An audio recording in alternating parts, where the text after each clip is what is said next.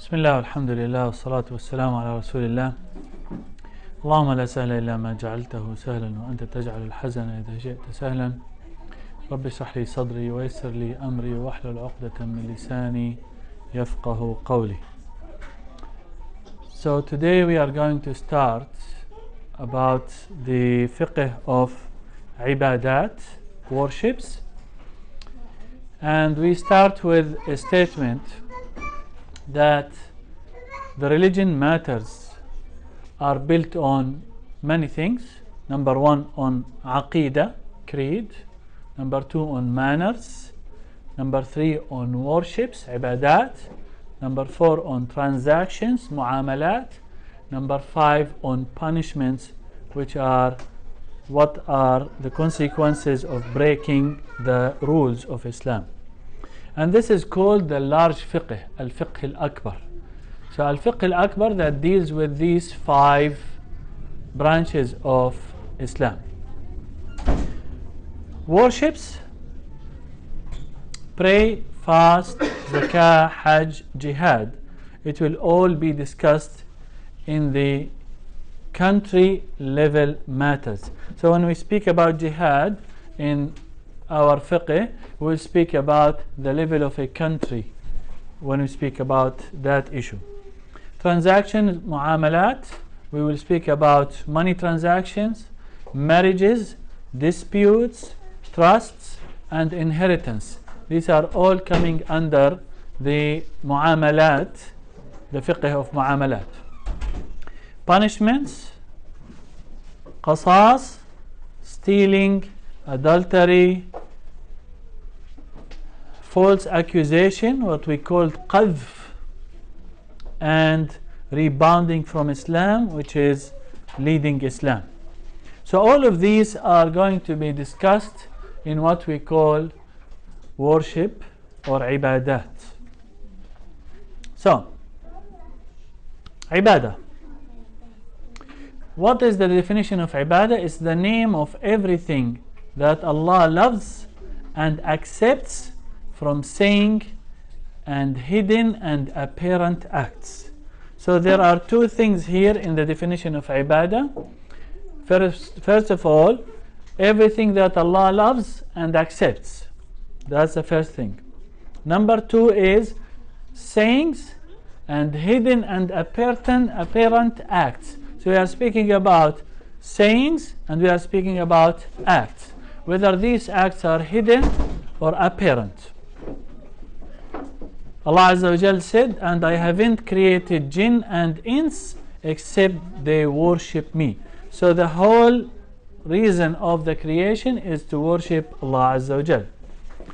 Scholars always choose to start with ibadah, as all the servants were created to do it. So that's why, for example, in the fiqh books, you will not start with money transactions or any other type of fiqh chapters. They will start with ibadah because the ins and jinn were created for ibadah. So the plan for part one from the course in regards to the ibadah, we'll speak about these topics. We'll speak about the purification. We'll speak about prayer and janazah. We'll speak about fasting and i'tikaf. We'll speak about zakah. We'll speak about hajj and umrah. We'll speak about swearing, which is yameen. It's not in the wrong way, but when I say I swear by Allah Azza wa Jal that this is going to happen. So this has some rulings when we swear by Allah Azza wa Jal. So what are the rulings?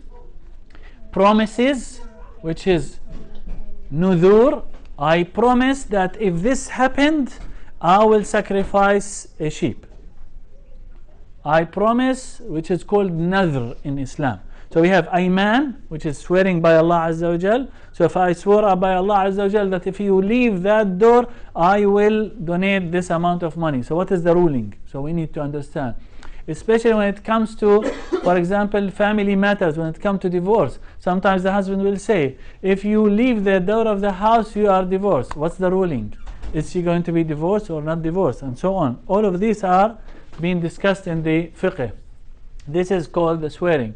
The promises, which is the nudhur, and the kaffara, when some acts happened, like for example breaking the fast during Ramadan and you cannot make up, or for example for the travelers or for the elders who were not able to fast, or other stuff as well. We speak about kafara. Food and drinks, and we'll discuss, especially when we speak about the country here, what are permissible, what are not permissible from foods and drinks. Udhiyah, aqiqah, and circumcision, we are going to discuss these. Hunting and slaughtering, we'll discuss as well this in the ibadah. So we'll start inshallah with the purification. We'll talk about a couple of titles, which is pure waters. What is the definition of the pure water that I can use? And dirts, najasa. Today inshallah we'll mostly cover the first two, which is the types of waters and the types of najasa, and then purifying ourselves from toilets. So when we enter the toilets, we need to purify ourselves. As the Prophet ﷺ said, the most that people get tortured in the grave is from the purifying after the toilet. So people don't know how to purify themselves after the toilet, and that was the reason behind most of the punishment in the grave. Wudu, ablution, and siwak, ghusl, tayammum, and then we'll speak about some issues for the females. And when we tackle these issues, inshallah, my wife is going to be involved as well for the female section. So any question comes from that section, I will speak in general, and then any question particularly in these issues will be directed to my wife, and she will help everyone inshallah. When we speak about nafas, nafas is a Arabic terminology for the one who gives birth, and the period after she gives birth until she stops from the blood, this is called nafas. Istihada, I'm not sure if this is the right, Dr. Azmi, this is the right for istihada? Okay. Okay. We will start speaking about tahara or purity. So the definition of tahara is the cleansing from dirt. We have two types of dirt, which is physical dirt and considerable dirt. So let's speak, when we speak about physical dirt, we will speak about the najasa. So when I speak here dirt, which is najasa, okay? Najasa is something that might be physical, like for example the blood. The blood is a najasa when it comes to the clothes. This is physical najasa. And let me start from now to choose to use the word najasa instead of dirt. Okay? And then there is considerable dirt or considerable najasa when you are, for example, not in the state of wudu, or you are requiring wudu. This is called, when you break your wudu, this is not a physical actually najasa, but it's a considerable. It's not physical. And we will speak about the rulings of that as well. Yes. You have better translation, impurity. Impurity, yes. Because there's a difference between dirt and impurity. Okay, so we can use impurity. All right, thank you very much. So types of cleansing. First, which is cleansing from considerable najasa or impurities. For example, cleansing the body. When I clean my body, because as a requirement for salah, I have to have a clean body, a clean cloth, and a clean place where I pray. These are three conditions for the acceptance of my prayer. So I need to clean my body, for example, from the najasa. And it's three types: large, small, and the replacement. And we are going to speak about the three types. Cleansing from physical najasa, which is body, clothes, place, and is wash, wipe, splash. So all of these just now headlines, because we are going to speak about each one.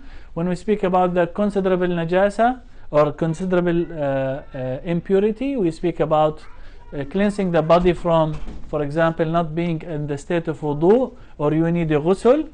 So this is a large najasa This is a small najasa and the replacement. Large najasa when we speak about ghusl, small najasa when we speak about wudu. So these are all going to be discussed in more details.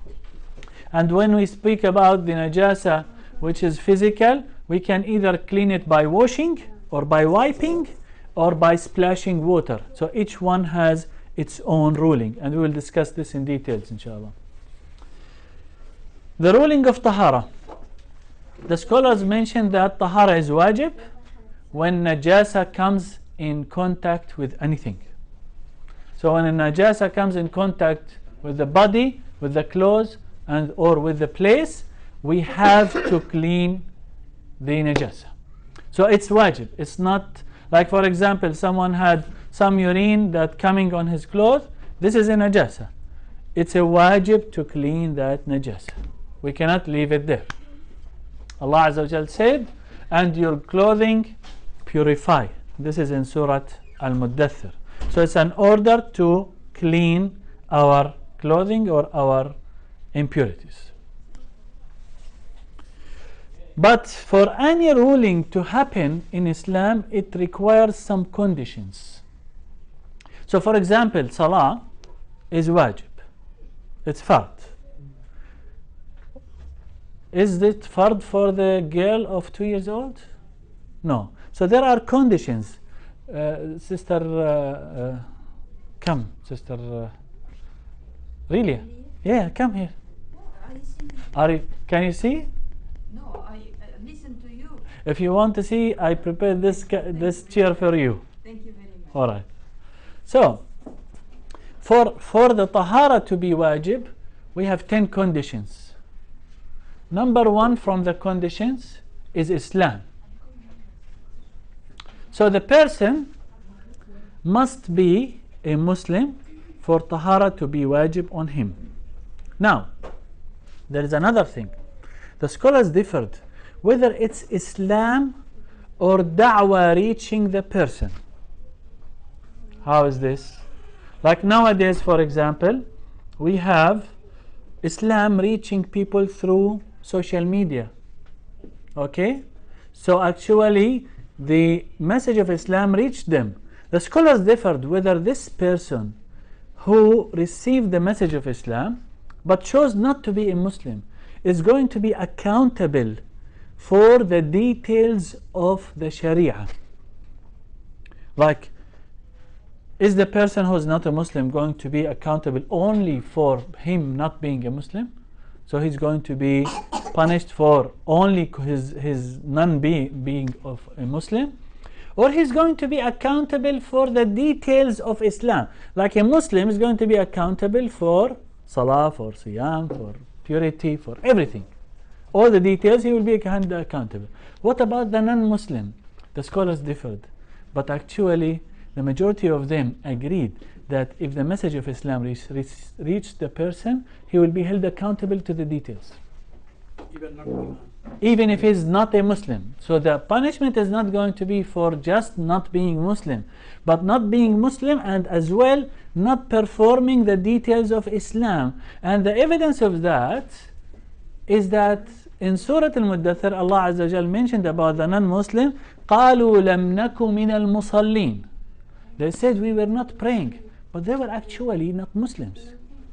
But they were saying in hellfire, the reason why we are here because we were not praying. وَلَمْ نَكُ نُطْعِمُ الْمِسْكِينَ, and we were not feeding the miskin.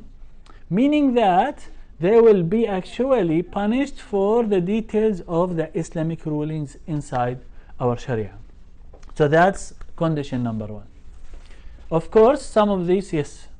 To what extent does the person need to have knowledge of Islam? Because I can just watch, a commercial on Islam, or do they need to be sit down, spoken to? Does every detail need to be passed on to them before you can say that this person has completely reached the message of Islam? Okay, so at the end of the day, we are not going to judge. The judgment is for Allah Azza wa Jal. What we speak here in general, this is how Allah Azza wa Jal is going to hold accountable everyone. But for us, we are not going to say to the person, you have to do tahara, you have to do salah, if he is not a Muslim. but it's for Allah Azza wa Jal to give him whatever he is actually accountable for. But the scholars discussed even that based on the evidence from the Quran. Okay, so we are not going to measure something like that. But when it comes to, for example, non-Muslims, did they receive the message of Islam or not? That's when the scholars actually discussed in this regards. Has the message reached the people or not? Is the message that reached them was a correct message or a misleading message? Like some of the non-Muslims, when they see the TV and see, for example, some of those who call themselves Muslims, and they're beheading people, and they say, this is Islam. No, I don't want Islam. So what is the message that was delivered to them was the misleading message. So that when the media actually played a role and showed that Islam is this type of behavior, which is nothing to do with Islam. So these people, if they don't receive the true message of Islam, they might not be accountable actually. So they might be considered as the people of the gap that the scholars said. The people of the gap are the people who lived and passed away without receiving the message of Islam. Like some people, for example, in the middle of the jungle in Papua New Guinea, in the middle of the forest, whatever, and they have born, died, did not hear anything about the media, about Islam. These are called the people of the gap, and Allah will not hold them accountable. And that's why the scholars, they speak even about now, some people who are living amongst us might be considered like this if they don't receive the true message of Islam. So number one, for the conditions for tahara to be wajib is Islam. Number two, mind, meaning that the person can realize or recognize things. So insane, unconscious are not are accountable. So someone who went unconscious for 7 days, he's not going to be accountable. Okay? Drunk is a different state. If a person is drunk, unconscious because of being drunk, he is accountable and he needs to have tahara. Puberty, and there are 5 signs the scholars identified for puberty, which is wet dreams, hair grow, pregnancy, menstruation, and if none of this happened, they say the age of 15.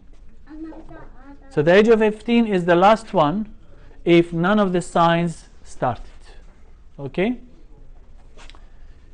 Number 4 from the condition is stopping of period or the nafas after delivery. Blood. So the woman after delivering blood, after the delivery of a baby, she got the blood for up to 40 days. Now after that, now the tahara is wajib. After the period, tahara is wajib. Time entering, which is prayer started. I don't have wudu. Okay? And then Isha came. Now the tahara for me, meaning having wudu, is wajib for me. Why? Because what is wajib? Salah. And of course I cannot perform salah without wudu. So wudu becomes wajib on me to do. So when the time of the prayer enters, then the tahara is a wajib.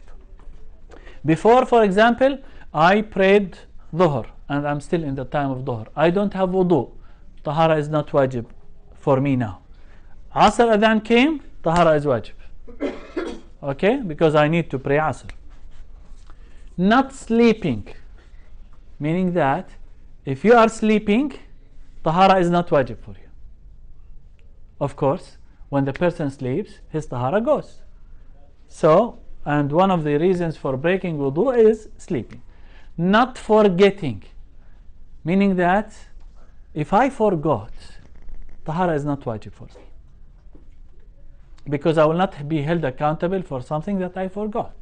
The Prophet ﷺ said, whoever slept or forgot a prayer, then let him pray whenever he remembers it.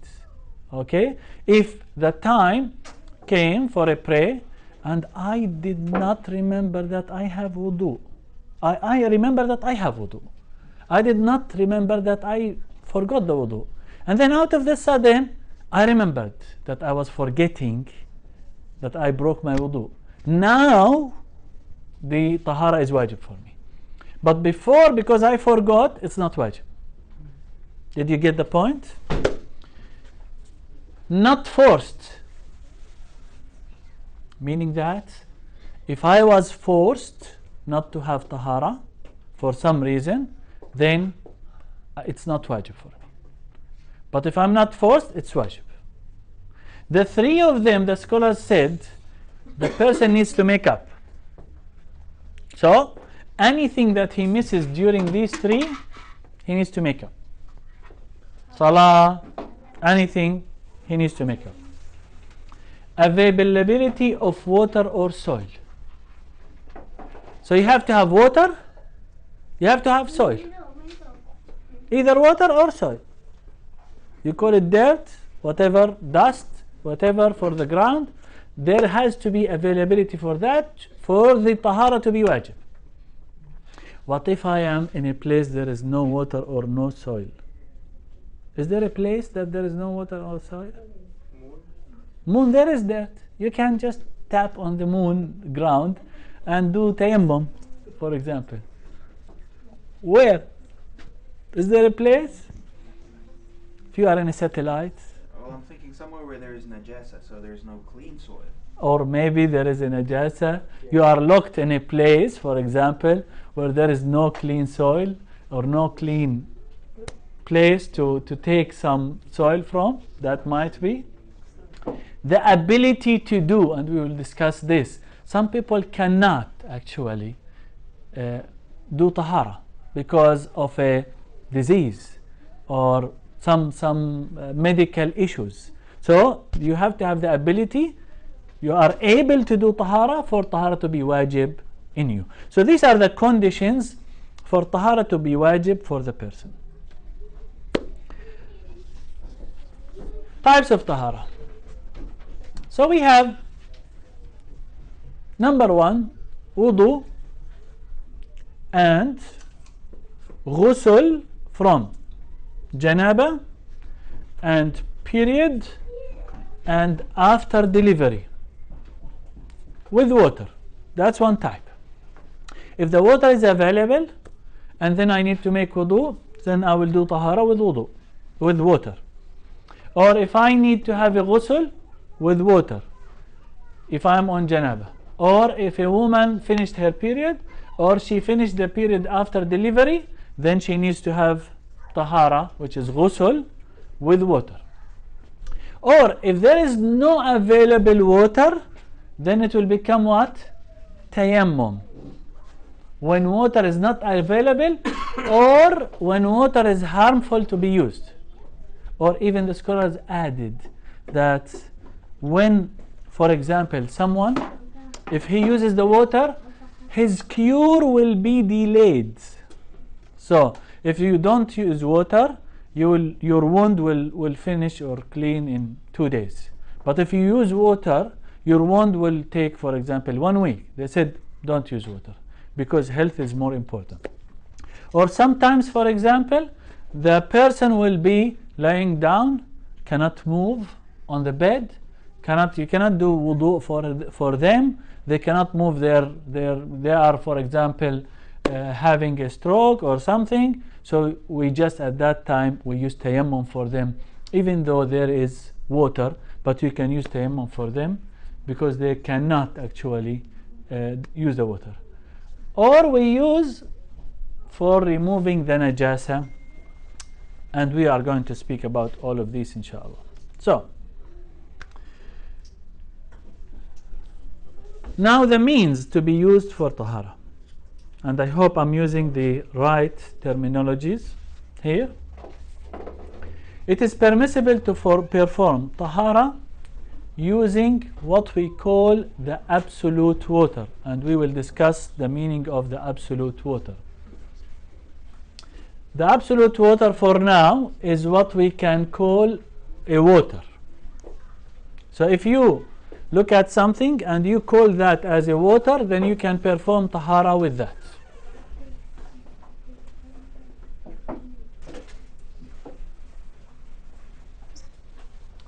It is permissible to cleanse using toilet paper.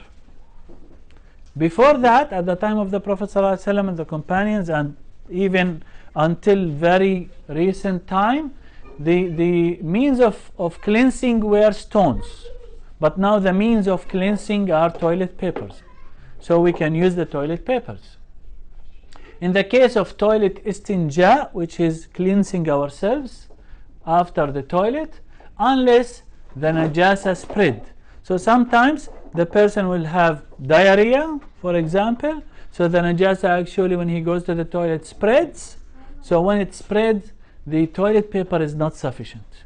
We need to have to use the water. So the water is the tahara means, or the what we can use for the tahara if the najasa spreads in some areas.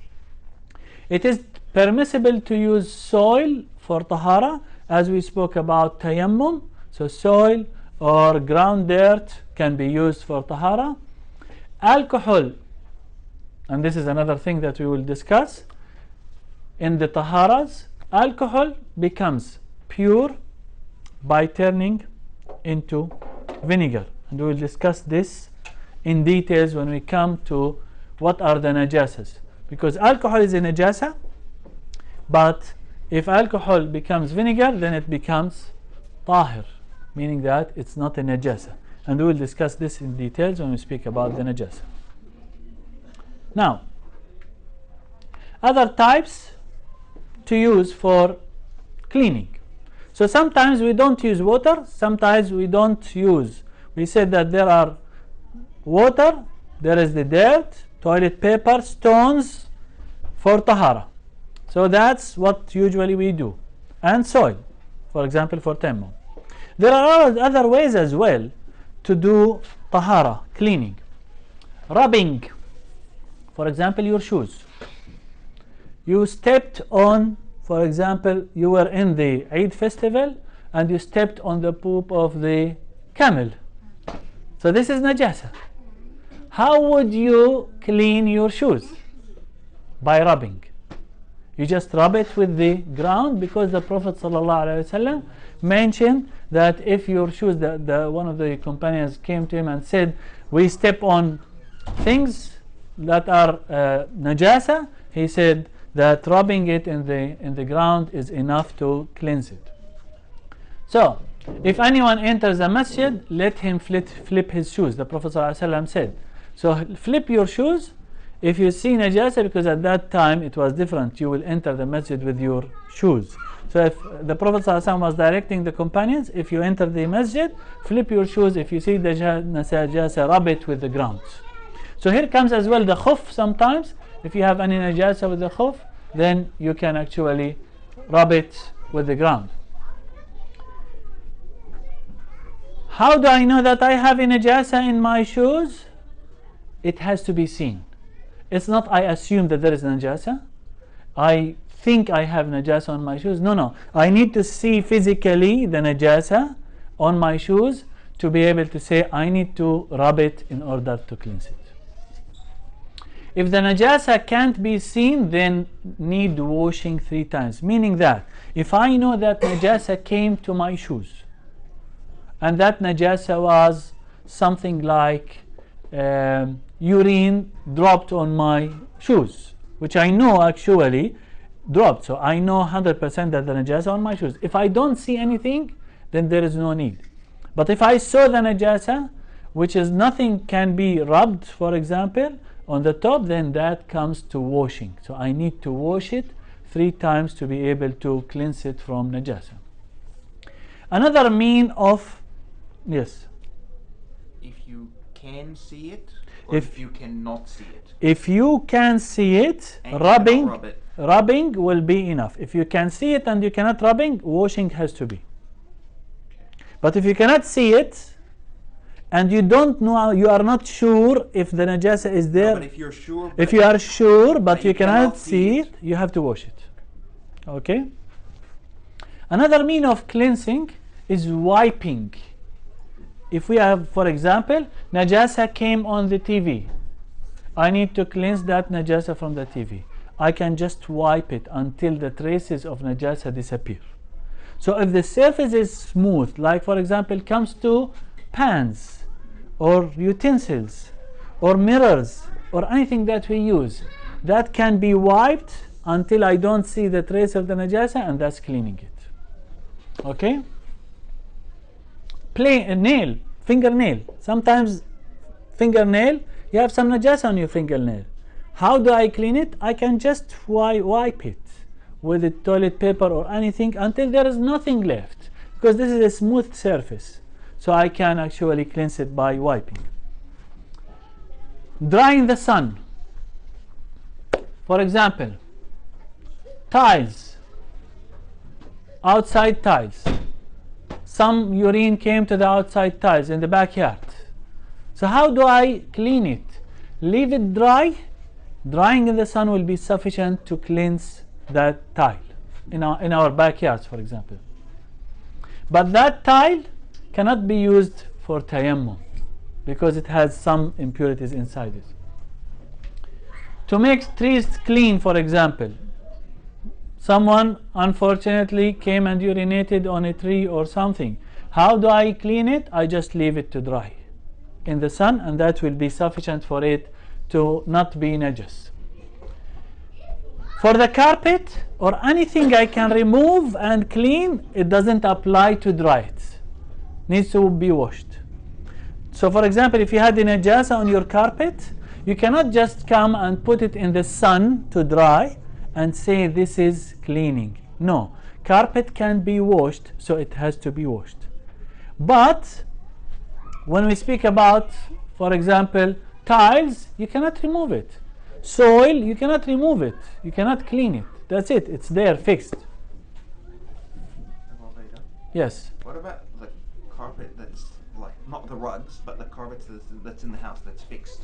Okay, that carpet that is fixed, we are going to come to a way of cleaning it. That will apply as well on, for example, the couches. Yeah. If you had the couches and one of the kids urinated on your couch, how do you clean it? Or the kids, for example, urinated on their mattress. Yeah. How do you clean the mattress? So what to do? All of this will come. Ibn Umar mentioned when he was young, he used to see the dogs entering the masjid and urinating, and the companions will not spray anything. So they will just leave it until it dry. And then they will just use the masjid. If I am washing my clothes and some of the clothes had some, for example, some urine or impurities, and the impurities came to the rope where I hang the washed clothes, then just taking them out and leaving in the sun for drying, that will be sufficient to make it clean. Repeating of walking. The scholars took this from the hadith of the Prophet ﷺ when Salama came and said to him, I have a long dress and sometimes I walk on impurities, so some najasas. What should I do? The Prophet ﷺ said, the clean area will cleanse it. So when she is walking and stepping on najasa and her dress is taking some of the najasa, after that it's a clean area. That clean area will clean it. So repeating of walking is sufficient for the dresses. Pants, nowadays we have all of these pants for the guys which are dragging on the ground, so they are the same application. Rubbing, when it comes to the dry semen from the underwear, Aisha radiallahu anha used to say, I used to rub the semen of the Prophet ﷺ from his clothes when it is dry and wash it when it is wet. So that's something as well applicable for both males and females. So if it's dry, it can be rubbed, and that's going to be cleaning it until no trace is seen. Hitting by a stick and that comes for the cotton, for example, or the wool for our pillows or our mattresses. We can hit them if the najasa is slight, and that will be getting rid of the najasa from the cotton. Carving, for example, you have a big pot of yogurt, and for example, something, a najasa came to that yogurt. You just carve with a spoon or something to take all the area around that najasa, and that will be sufficient. You actually did not clean the yogurt, but you took away the part that had najasa. Separating the dirty part. Sometimes, for example, you have a bag full of wheat or flour or anything, and then najasa came on that bag. You just separate the part that connected the najasa, and the rest should be clean to be used.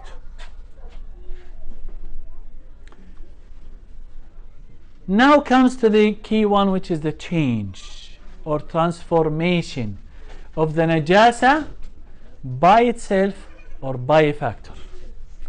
And this is a big thing, especially here.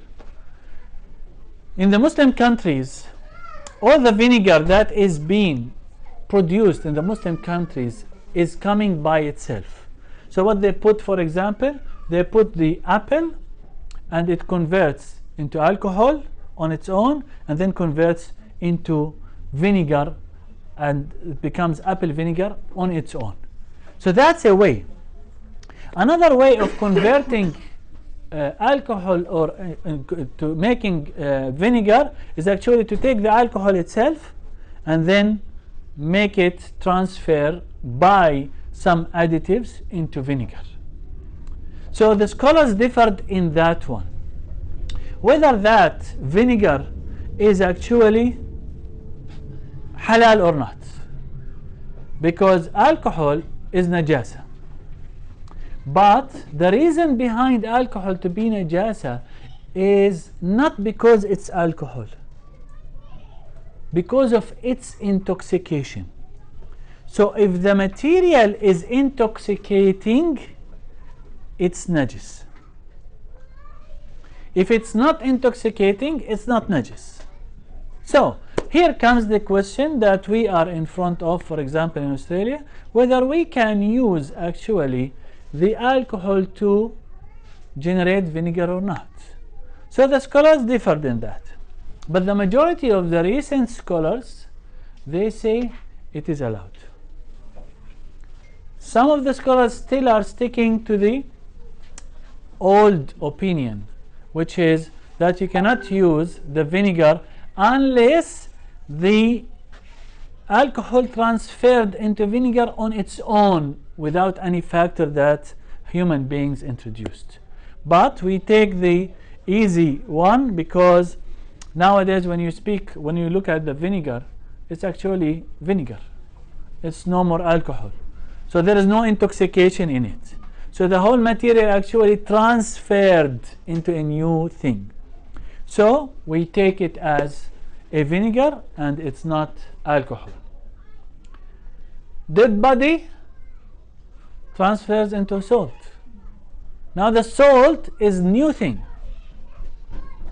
This new thing is not najas. The dead body is najas. For example, a dead animal that was stored in the salt, by time that dead animal is going to convert into salt. So whether that salt is going to be najasa or not, this new salt is a transformation to a new thing, which is on its own, it's clean. So that's why anything that transfers into a new thing, that becomes clean. Oil with najasa that is transferred into soap. The soap is a new thing that comes from the oil that contained at certain stage some najasa. That soap newly now is a new product that has nothing to do with the original product. So that soap is clean. Whereas if you come to the origin, that oil that has najasa is not clean. But when it transferred to the new thing, which is soap, the soap is a different product that has nothing from the original product. Like when we transfer the alcohol to a vinegar, the vinegar is no more having any alcohol in it. Of course, every product will have some portion of alcohol, even the yogurt, the juices, but these are natural. But when we come to transformation, we speak about full transformation to a new product that is different than the original product. The scholars were asked about the cooking of the food with alcohol, whether it is permissible or not permissible. Why? Because alcohol is a najasa for intoxicating. So the reason for the najasa is what? Intoxication. So that's the illah of the najasa. So if intoxication is not there, najasa is not there. When the scholars said that when you are cooking, of course the food, the alcohol is going to be boiled, so it's going to evaporate. Now the rest or the leftover of the alcohol, is it intoxicating or not? If it is intoxicating, meaning that when you eat the food you get drunk, then that's a najasa, haram. If it doesn't, scholars differ in two on this. If you want, now we have two directions that you need to choose from. Whether you want to go with the fiqh direction or with the wara' direction. If you want to go with the fiqh direction, so the reason behind thing to be a najasa is intoxication. So if you ate the food that you ate and had no intoxication in it, and you did not get drunk no matter how much you eat and so on, then that's fine. But if you want the wara', then you need to look, okay, what is the origin? There might be some portion of alcohol over there. I need to stay away from alcohol as much as I can. So you can check, and if it was cooked with alcohol, then stay away from it. Yes? Definition of wara'. Definition of wara', the companions used to say that we used to leave what is permissible, fearing from falling in the doubtful matters. This is wara'. Leaving permissible things, fearing I might step in a doubtful matter. Nowadays, lots of people, they just go into the gray area, where that gray area might lead people to go into haram. So being wara', meaning that you are staying away. Wherever there is a gray area that might lead to haram, you just stay away. I don't want to touch that. I want to stay away from that. And this is what all the Muslims should be doing. And for example, chocolates with alcohol. Some chocolates, they have alcohol. Okay. The ingredients of the chocolates are two types that are not allowed. Things that are derived from pork and things that are derived from alcohol. So we need to check on this. Those who are derived from pork, it's a matter of a no. If I have any ingredient that is derived from pork, that's a full najasa. I cannot consume. Done. Or dead bodies, animal dead bodies, that's a najasa. That's a no. But when things come to alcohol, that's when actually the scholars started discussing the hadith of the Prophet ﷺ, which is whatever caused intoxication, the large amount, then the small amount is haram. So the scholar said, what is it meant by this hadith? Is it meant the alcohol inside the product, in the ingredients, or the actual product? So those scholars who said that we are speaking about the alcohol inside the ingredients, meaning that if any portion of alcohol is inside the ingredient, for example, nowadays we have lots of the ingredients, alcohol carriers or alcohol flavors, preservatives, they are all based on alcohol. So what they said, if you are with the first opinion, meaning that whenever there is any portion of alcohol, you will say no, it's a haram. Because I will follow the understanding of the hadith that it's based on alcohol ingredient. The other scholars, they said no, this hadith is meant for the actual product. So if I'm drinking a juice that contains alcohol, if I drink 2 liters, 3 liters, would I get drunk? If the answer was no, then you apply that hadith on it as a product, not on the ingredients. So that type of scholars, they said based on that, any percentage of alcohol that is slight inside the product that will not end up intoxicating you, then that product is actually halal. That's why, for example, if you look at Malaysian standard for halal, they consider slight amount of alcohol as halal. And they allow the alcohol to be in a certain percentage that will not cause intoxication. So they take that opinion actually. All East Asian countries, Muslim countries, Indonesia, Malaysia, they take that consideration. So that will depend now on you. As you remember when we spoke about the first thing, that every person needs to have his own opinion in these. When it comes to these, okay, I'm more comfortable to that opinion and I want to practice this opinion. But if you find someone practicing the other opinion, then you have to respect and you have to leave for them the space. Yes? Let's say, for example, someone takes the cautious option, but you're in a social circumstance where somebody offers you juice that's got derivatives of alcohol, and you know that fiqh-wise it's halal, but according to your opinion it's not, and you choose the fiqh opinion. We said in regards to circumstances where you are not following the easiest opinion because of desires. In this case, there is a reason behind you choosing to follow that opinion. That is a valid reason. It's not desires of the person, ahwa, whims. No.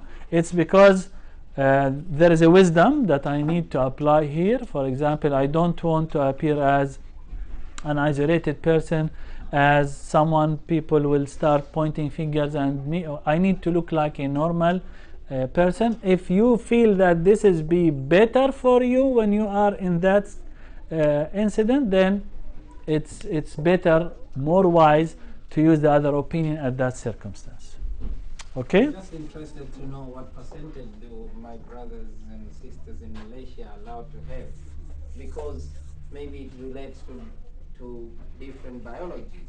You know, maybe Southeast Asians or Asians, they're stronger, but for example, you give to Dr. Azmi, do you have? Just 0.0000 and you... No. It's a percentage. I think it's come to the definition of alcohol. Because in chemistry, when you talk about alcohol, you normally talk about ester, which have a chemical bond of COOH.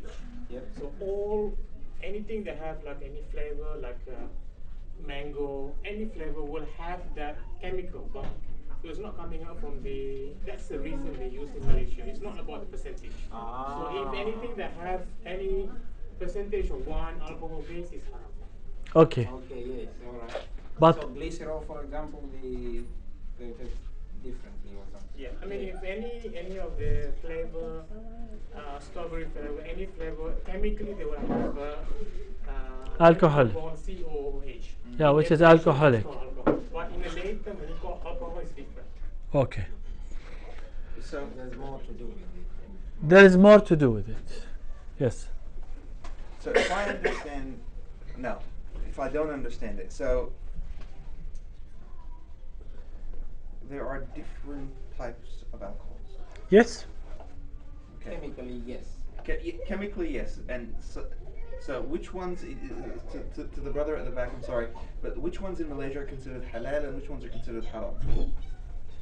The fermented ones I believe are considered haram, but the ones that generally generate with just nature are considered halal, with some percentage. If it doesn't exceed some percentage, then they will consider it halal. Correct? Because naturally they increase with time. So it's the fermented ones. And maybe some homework, Dr. Azmi, to discuss more, to find. Full document on my computer about it. I'll bring it. Okay, if you have the full document, just summarize it so we can look at The the. alcohol that intoxicates is ethanol. In the periodic table, when you go there, is ethanol. But isopropyl alcohol is isopropyl alcohol, which can be used as a preservative in some product. Is not intoxicating. It's not ethanol. So, but still, maybe if you take a lot of it, it can, I don't know, but it's not intoxicating in general. So that can be used maybe via, but ethanol, Exactly. I think So it's not a matter of the alcohol itself. There are more details in regards to the alcohol. Okay, but here we are speaking about pure intoxicating alcohol in a percentage that is less than the percentage required to intoxicate the person. Okay. So that makes those three dot points very, very complicated. Because are you using a fermented alcohol in the chocolate or not? So for example, in the chocolate, some chocolates they use fermented alcohol. For the carriers, for example, for the flavors, they use fermented alcohols. They use, for example, some coming from the wheat. So we gave them some phone calls, and they say clearly we use a fermented wheat alcohol for carriers for the flavors, and that's where you will end up with some percentage of alcohol in your juices, in your chocolates, and all of these will have some portion of alcohol. So at the end of the day, even when we speak about the fermented alcohol, as I said, that the scholars are into understanding whether the alcohol is applied to the ingredient or whether the alcohol is applied to the product, and that's how they looked at it. They did not look at the actual type of alcohol, whether it's ethanol or the other types. They looked at intoxication as the reason for it to be haram. So whether the intoxication is for the ingredient or for the whole product, and that's where they differ these days. Tanning is a way of cleaning. For example, the Prophet ﷺ said, any leather being tanned is clean. So you have the leather for any animal, you can tan it and it will become clean, even though that animal was not slaughtered halal. So you can use the leather of it for halal or as a halal product or a clean product. So tanning can be applied on everything except the skin of human beings to make it halal, or the skin of pigs. So skin of pigs cannot become tahir or clean regardless of the tanning that is being applied on it. So nowadays, for example, we have lots of shoes that contain pig skin. So that pig skin actually will never ever become clean. So it will be a najasa. So if you are wearing a shoes that you bought from here, you need to identify how to know the pig skin from the different skins, because pig skin will never ever be clean. And especially pig skin is being used in the bottom part or the internal part of the shoes. They use it as the soft part, and you can identify it easily by looking at it, and you will find the 3 dots like a triangle. This is a key indicator, but sometimes they make it as a synthetic. The synthetic leather, they put even these 3 dots to show that it's a pig leather, but it's synthetic. This is halal. But when it comes to a pure pig leather, that pig leather is najasa, and we need to check on anything that we use. Don't check on your shoes now. Later on when you go home, check on your shoes. If you have these 3 dots, you need to ask whether this is a pure leather or synthetic leather. If it is a pure leather, then that's a najasa. You cannot use, and it will not become clean no matter what you do to it. Excuse me, Obaydah. On the leathers, I think I heard something years ago about elephant skin. All the other animals' skin can become clean with the tanning. Even, for example, the snake skin or the cow skin, even if the cow was not slaughtered halal, the skin will become clean by tanning. Let's not open discussions. If any question, just raise so we can share all together, inshallah. Islamic slaughtering of animals make the animals halal, even if they were Christians or Jews who were slaughtering the animal. So that animal becomes halal. So, and this is something that we need to understand, that the Prophet ﷺ ordered us to say Bismillah and eat if that animal was slaughtered. But we need to understand that in a country like Australia, the majority of the animals are not being slaughtered. They're being stunned, or they're being shot by a gun to die, and then they will cut them. If the meat came to us in this way, then that's a dead body. That's a najasa. So we cannot use. But the Islamic way of slaughtering, even by Christians or Jews, this is making it clean. Any animal part without blood circulating in it is clean. So, for example, what? Bones? Bones, the Tongue? horn of the animals, or for the elephant, okay, all of these are without blood circulating in them. These are clean.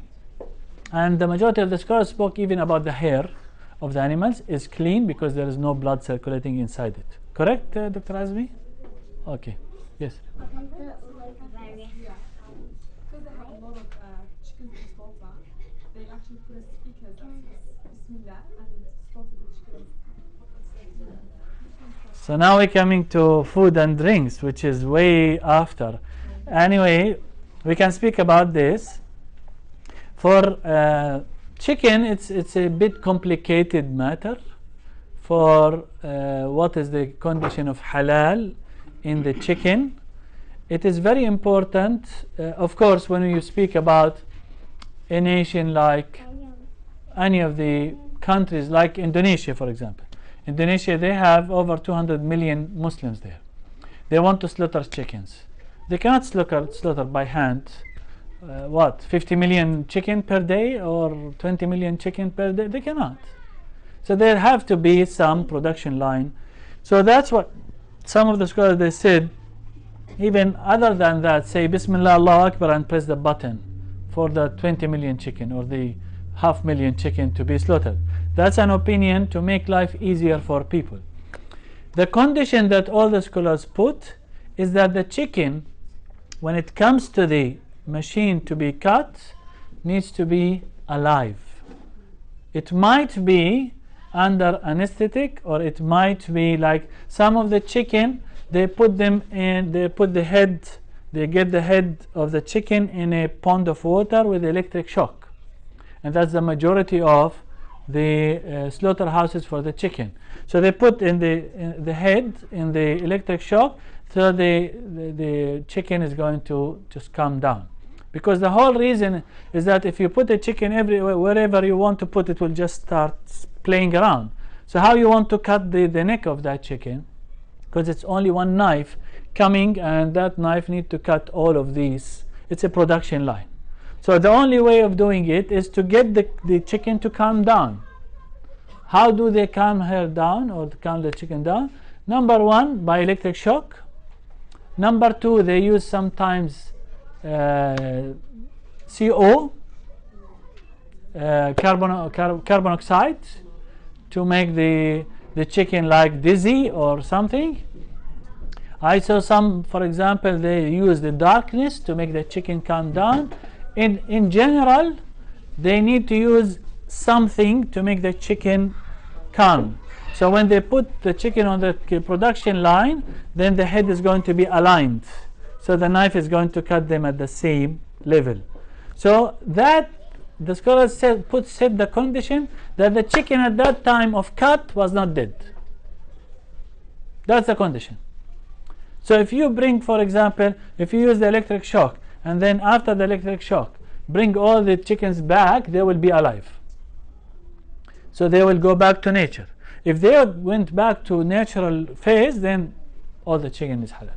So that's the condition. Whether this is applied or not, that's a different story. Fire or burning. If we have a clay and we want to make a pot, and that clay was mixed with some, for example, animal poops, and so it was mixed, burning will make it clear. So sometimes the burning, change of animal dung to ash will make it clean. Oiling the meat, boiling the meat, sorry, not oiling, boiling the meat will make it clean. Sometimes, for example, when you are cooking the meat, some blood is coming out of the meat. That's acceptable. And when you boil it and clean it, so that's because blood in general is in najasa. Emptying the dirty well. So if a well, for example, a water well, and a dead body entered that water well, we need to clean it because the water now is not clean. It has impurities. How do they clean that water well? They actually take out the dead body, and then they put some clothing for the water entering, and then they pump out all the water from the well, so they can actually empty the well, and that's a way of cleaning the dirty wells. Another way of cleaning, for example, you have a pot that has some impurities.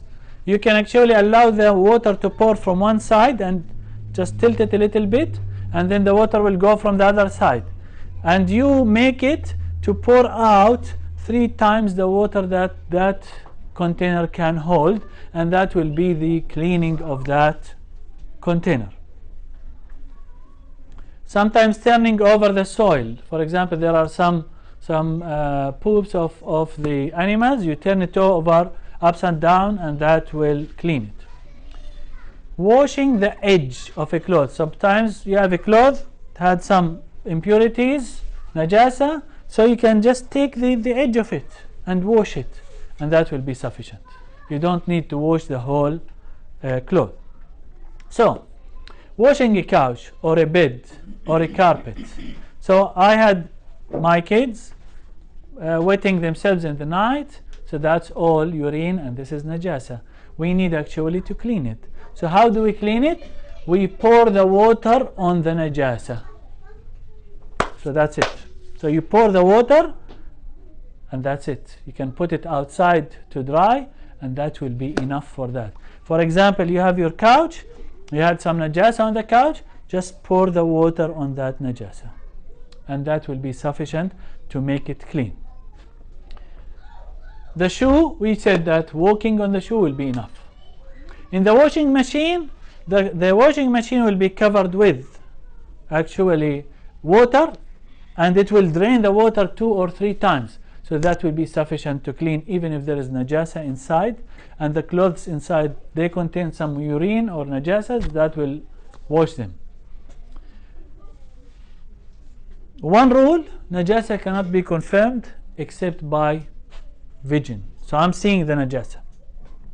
I'm suspecting there is a najasa and I cannot see anything on my clothes. That's it, there is no najasa. You're not allowed to sniff and smell? If a najasa is smelly and then you can smell that najasa, then it is there.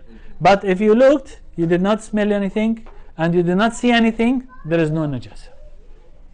Okay? In case of when you're washing a washing machine, if you have a bunch of clothes that have najasa and then others that don't, are you allowed to wash them together, or must they go? You are allowed, but it's better not to, because at the end of the day everything will be washed 2 or 3 times, so the water will be going through them. Types of waters. The scholars, they spoke about the types of water. Number 1, which is the clean and can be used to clean. So they call it tahir, mutahhir. So is clean, the water is clean, and you can use it to clean. Clean what? Clean yourself. For ghusl, for wudu, for washing your clothes, you can use it for that. This is whatever descended from the sky or came out of the earth, as long as it stayed in its original state. And we speak about three characteristics of the water, which is the color, the odor, the smell, or the taste. These three need to stay as they are in order for that water to considered for cleaning. Or the water can change, but with a natural thing, like some of the dirt that come, for example soil, mixes with a river, so the water becomes a little bit muddy. That water is still clean.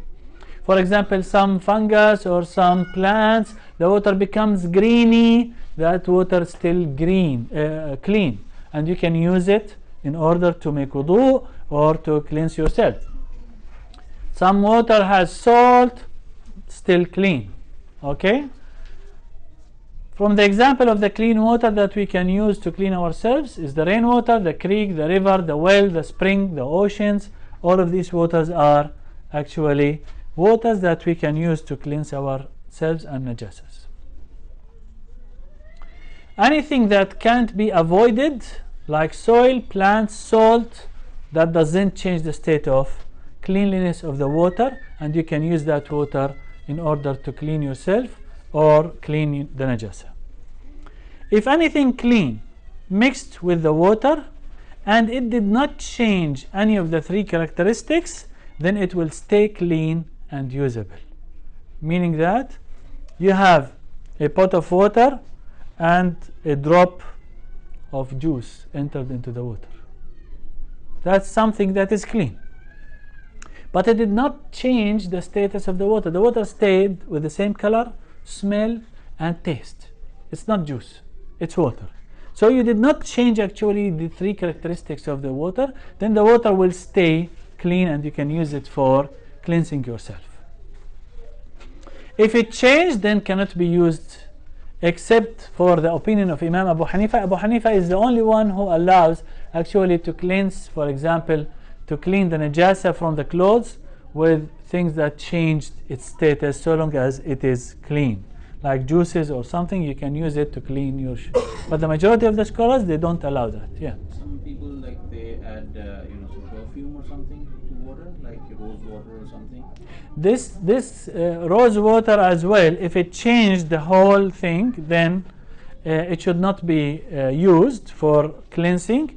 But the Prophet ﷺ as well asked for example, washing the dead body, to put some additives that will add some smell, but not in all the washes. Yeah.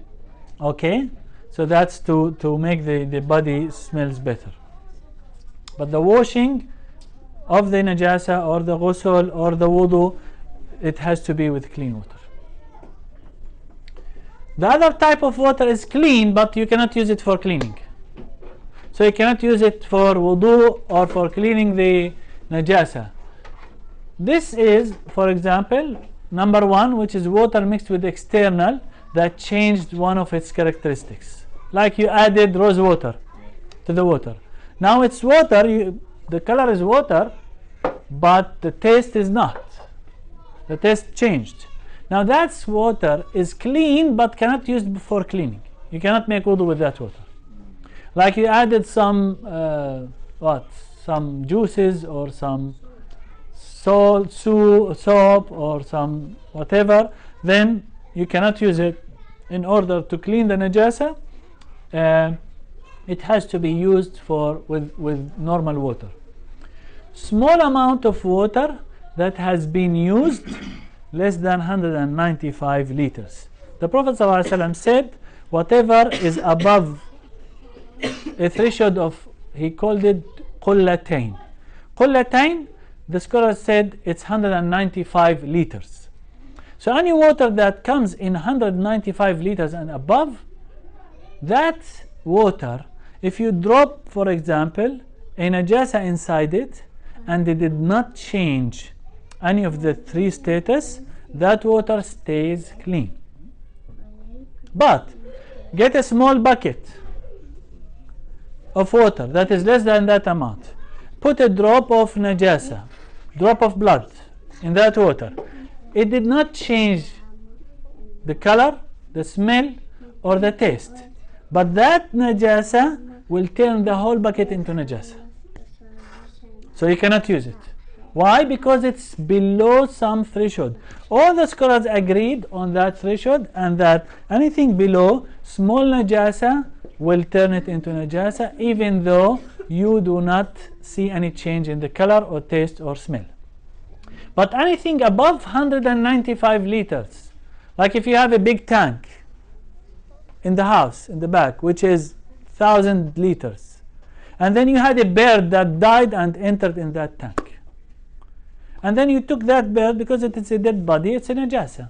You took that bird out, and you look at the water, pour the water, okay, taste it, smell, color, nothing changed. It's clean. You don't need to do anything. You don't need to get rid of all of the water outside. Sometimes here, for example, you'll find some rats dead inside the water tanks or whatever. If it did not change any of the status, the three status of the water, because it's a big amount, then it's clean. But if the water changed, then it's not clean. So the water changed from, for example, the smell of the dead body, dead rat or whatever, the smell of the water changed, then that's a najasa. So the threshold, again, to summarize, if it is below 195 liters, any najasa will do what? Make it najis. If it is above 195 liters, if the najasa did not change one of the three status of the water, then no problems. If the najasa changed the status of the water, smell or taste or color, then the whole water is najis. Okay? What about chlorine in Swimming pools, the scholars said it's okay, because it's meant to purify the water. Okay? And it's actually clean. But you can't use it. You can use it for wudu. You can use it for ghusl. It changes the smell and the taste. But the chlorine is actually volatile. So it leaves the water. So when you see, for example, when they put in the swimming pools, just look at the surface of the swimming pool, you see all of these vapors coming out. That's why the scholars, they accepted for the swimming pools, and you put the chlorine actually to use them for cleansing yourself. Okay? Yes? So if it's more than 195 liters and it doesn't change, it's clean, but can it be used to clean as well? More than 195 liters and it did not change, it's clean and can be used for cleaning. Yes? That was the... Okay, water that has been used. When we say water that has been used, what we mean is I used for wudu. That water that I used, and then it's dripping from me, this is called used water. That water, can I use it to do wudu with it again? Yes. Just a second. No. If it is above, you can. If it is below, you cannot. That's why if you go and visit Malaysia, you will find in the masjids or the surahs a big bath full of water. It's above 195 liters. And you will find people making wudu over it. And the water will be dripping inside it. And no harm, because it's above the threshold. And nothing will change. So the used water is mixing with the natural water, and it's above, and nothing is changing from the characteristic of the water, so it can be used. So it's clean water to be used in the in wudu and ghusl.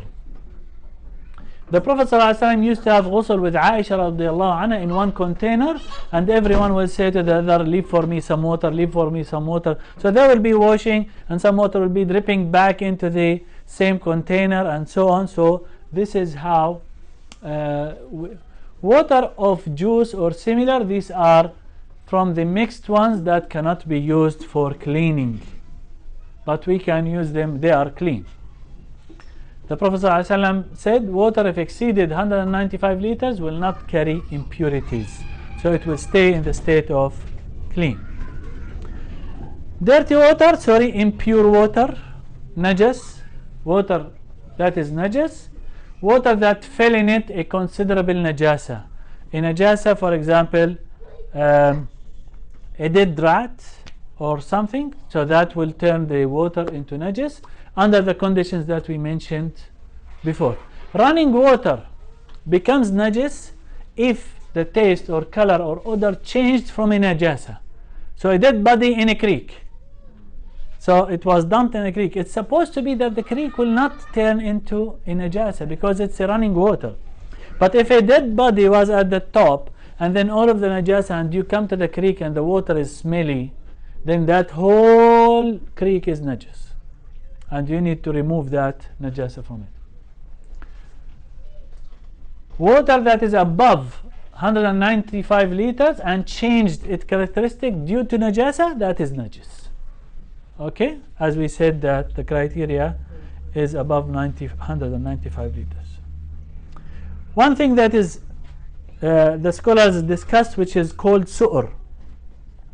Su'ur, when I get a glass of water and I drink and something left, this is called su'ur.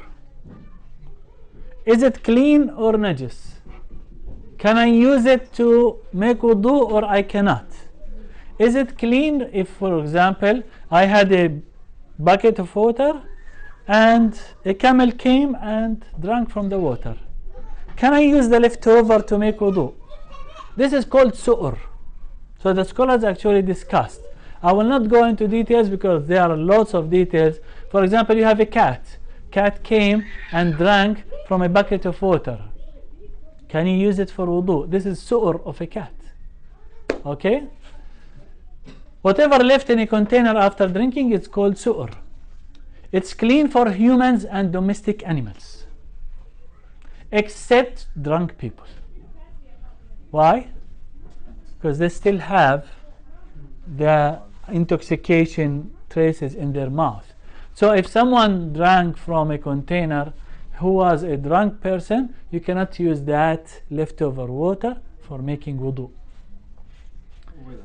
Yes. Dog is considered to be a domestic pet animal. So yes.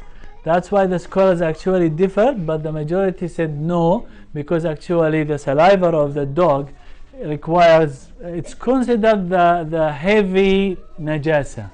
That's why the dog is a nut. The meat of the donkey is not allowed to be eaten from the hadith in Bukhari, and this is something just came aside.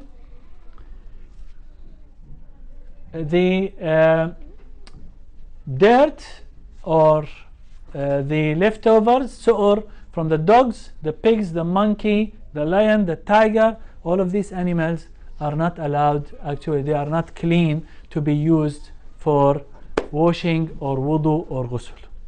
But only things like cat, like sheep, rabbit, things that are living with us, then you can. The scholars even they said that the animals that can actually have reflux, so some animals like the camel, they have reflux. So that reflux coming from the stomach is a najasa, as we are going to see. So they said there is some conservation about these animals that you should not, because it will mix with the water, and that is a najasa coming from the stomach of the animal. But then the majority of the animals, they don't reflux, like the cats, the sheep, the cow, they don't reflux. So that's why you can use that water. Clean objects. Everything in the world is clean. In regards to inanimate, you understand what I mean by inanimate? Jamad. Not living. Not living. Any object that didn't has a soul at any time or separated from animal is clean, except the intoxicants. So anything that is not living is clean, under the condition that it did not have any soul at any time, or it was not separated from an animal while it was alive. So then it's clean, except the intoxicants, they are not clean. Every dry is clean. This is a ruling. So you have a chair is this chair clean or not? Did a kid urinate on it or not? It's dry, it's clean. So he can sit on it. Yes? Does the inanimate include plants? No. We are speaking about the non-living. Okay? Even drugs is clean. So if drugs came to your clothes, it's clean. Drugs itself is haram. But as a subject or as something, it's clean. It's not impurity. Okay? We're talking about like the smoke of drugs, or No, not smoking the drugs. For example, you have powder of drugs. Came to your clothes. You don't need to wash it. Narcotics. For example. Narcotics. Yeah. Heroin. Touches your clothes is okay. Just Okay. go And on. it's haram to consume, but it's permissible to touch. It's not. Yes. It's impure. not impure. It's not a najasa. Yes. What about the opinion on alcohol? Like if perfume or a spray or something with alcohol in it, and that goes on your clothes. Alcohol, if it goes on your clothes, that's the najasa. We're going to come now. what about perfume? We'll speak about this. But perfume in general is not a najasa. Although it contains alcohol, the alcohol is in perfume is not fermented alcohol. It's synthetic for the purpose of perfuming. So all perfumes are halal. There is no perfume that is not halal. Animal hair is clean because there is no blood circulating. Islamic slaughtered animals are clean. Dead of fish and grasshoppers, these are two specific that came into the hadith. The dead body of the animal is haram, it's a najasa. But the dead body of the fish is not.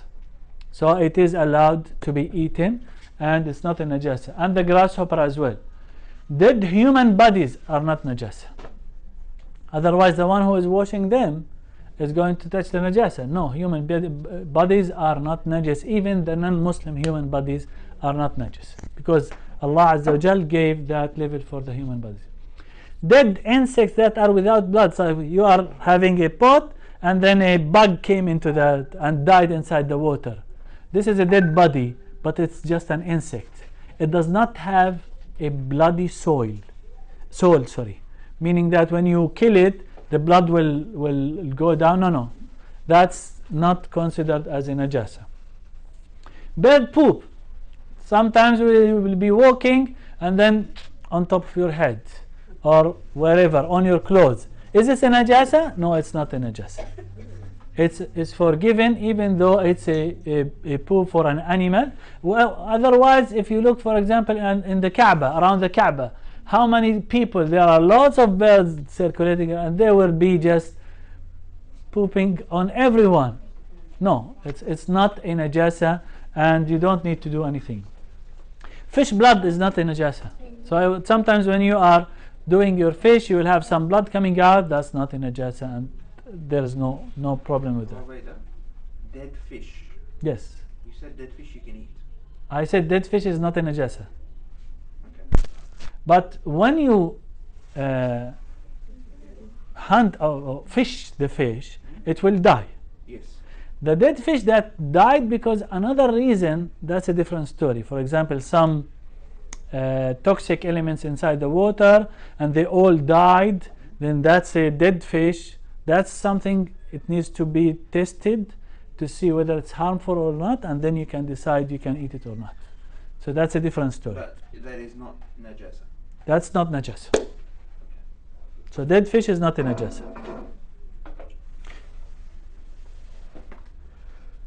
So we have two types of najasa. Real najasa, which is blood, like for example blood, urine, poop and so on, and considerable najasa, which is the small or the big hadath. So when someone passes wind, that's a najasa, but this is considerable najasa that needs washing. Obligation is to remove the najasa from the body, the cloth and the place of the prayer, as we said. Let's speak about the najasat lastly within 5 minutes, so you know actually what are the things that are najis, that you cannot have them in contact with you or with clothes or with place. Pork meat or anything related to pork. So when you speak about preservatives that's coming from the pork, that's all najasa. So you cannot imagine someone is eating actually that part. human blood except the murder, and that's just for the level of the murder. Yes? Does touching najis break your wudu? No. Najasa is something and breaking the wudu is something else. We are not invalidating our wudu. Even if you have, for example, urine on your clothes, your wudu is still there. You just need to wash the urine, and that's all. Blood. The blood is a najasa. So, when we are going to come and speak about what breaks the wudu, we will come to blood and speak about whether the blood breaks the wudu or not. For those, the blood that doesn't break wudu, like for me, for example, the blood doesn't break my wudu. Even if the whole blood drained from me, that doesn't break my wudu. But if the blood came to the clothes, you cannot pray with them. Your wudu is still valid, but you have to wash the blood. So that's a difference between actually najasa and breaking the wudu. Exception is the aquatic animal blood. Exception is the myrtle blood, the fish, liver, heart. Of course, liver and heart all full of blood.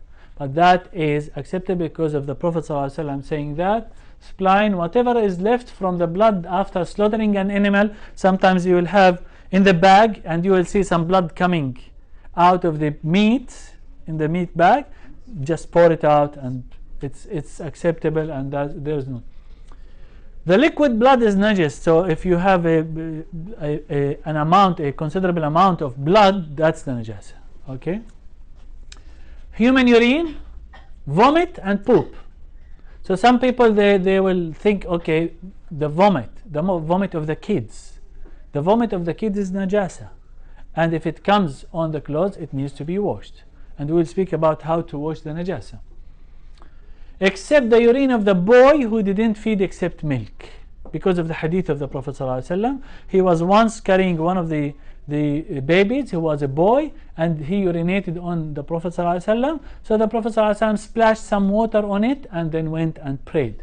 So the scholars said, based on that, the boy, not the girl, sorry for that, but this is the ruling, the boy that did not eat food but only was fed on milk, the urine is considered intermediate najasa, meaning that splashing will be enough to remove it. Alcohol, najasa. And the criteria, as we said, if it's intoxicating, then it is a najasa. Pus is a najasa. Tiny amount, it's okay. And later on we'll speak about the definition of tiny amount or big amount. But the pus is a najasa. So imagine if you have something coming out from the pus and came onto your clothes, you need to wash them before praying. You cannot pray with the clothes that contain residuals of pus. Madhi and wadi are things that are related to men and women when they have desires moving and some liquids come out, and these are najasa that need to be washed. Dead body of animals except aquatic, these are najasa. So if you have a dead body of a rat or any of the animals, rabbit or something, this is a najasa. So if you touch it and anything comes to your clothes, if you touch it and on your hand, you need to wash it. Part of animal cut during its life, it's a najasa. So those who cut the tail of the animal and take it out, that's a najasa. So, revision, what are the najasat that has been agreed on all the scholars? Anything derived from pork, human blood or any blood of animals, human urine, vomit and poop or the animals one, alcohol, pus, madhi and wadi, dead body of animals, part of the animals that was cut during their life. These are the 8 najasat that are accepted between all the scholars, and there is no difference between them on these. So if you get in contact with any of these, you need to wash. Imagine clothes, you need to wash the clothes. The place where you are worshipping, praying, you have to clean it. Or if it is on your body, your hands, you have to wash it. Your wudu was not broken, Again, wudu is valid. It's only you need to wash these parts. Okay? Yes. So just to clarify, if a dog licks you, it doesn't break your wudu. If a dog licks you, it doesn't break your wudu. But the saliva need to be washed. And the Prophet ﷺ said in regards to the dog especially, that if a dog has eaten in a plate of yours, you need to wash it 7 times, 1 time in dirt. Because it's a large najasa. It requires more than just normal washing. So if it licks your hand, you don't need to wash it 7 times, 1 with dirt, you just wash it with soap. Now this is another thing that the scholars said, okay, of course at that time they did not have detergents. Nowadays we have detergents, we have soap, we have all of these that can actually remove it from 1 or 2 times. So whether we are still abide to the same regulations of 7 times or not, that's a difference of opinion. But nowadays they can remove everything. Like if you go for a chemical experiment and you have the lick of the dog and then you use the soap, you'll find that everything has been removed, and this is what we are after. So the Prophet ﷺ did that in order to remove all the residuals of the dirt. Okay? Any question? Just to clarify, like, you know, a domestic animal like a cat, if it urinates on you, is that najis? You need to wash your clothes? It's supposed to be yes, although some of the scholars said the domestic animals' urine and blood is not najis, but let's stick that you need to wash it.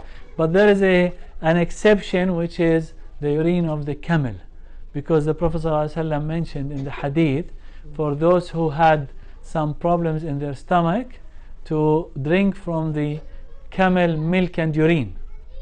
So if you say drink the urine of the camel, that's a big thing. Is this najasa or not najasa? Because the Prophet ﷺ mentioned you can drink it, then it is acceptable and it's not considered najasa. And this is an authentic hadith. Yes? You mentioned earlier that all vinegars come from alcohol. Ayah? From alcohol. I did not mention ayah, but I said that any vinegar from whatever source it's coming, so long as it's vinegar, it's halal and it's not najis. So what about, let's say, wine vinegar, like red wine vinegar? Now, is it vinegar or it has wine still inside it? If it is 100%, you read on the bottle, it says 100% vinegar, so it's vinegar. You know what I mean?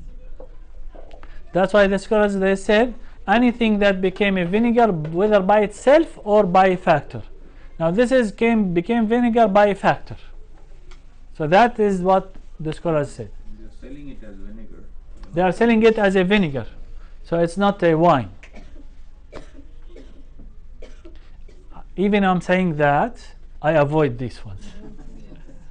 Because I just don't feel comfortable having a bottle in my house saying wine vinegar. So I will go with the apple cider vinegar or something, the white vinegar. I feel more comfortable to do that. But if someone bought it, I'm not going to say to him, you are doing the wrong thing, because there is a fatwa and the scholars consider this. As long as it's vinegar, 100% vinegar, it is halal. You cannot say to them anything. The moment you increase your knowledge, the moment you decrease your dispute with people, because you will understand what they are doing and why they are doing, what's the evidence for them doing that. The moment you are small in knowledge, you say to them, this is right, what you are doing is wrong, because you don't know about what they are doing. May Allah increase our knowledge all. جزاكم الله خير. سبحانك اللهم وبحمدك نشهد أن لا إله إلا أنت نستغفرك ونتوب إليك.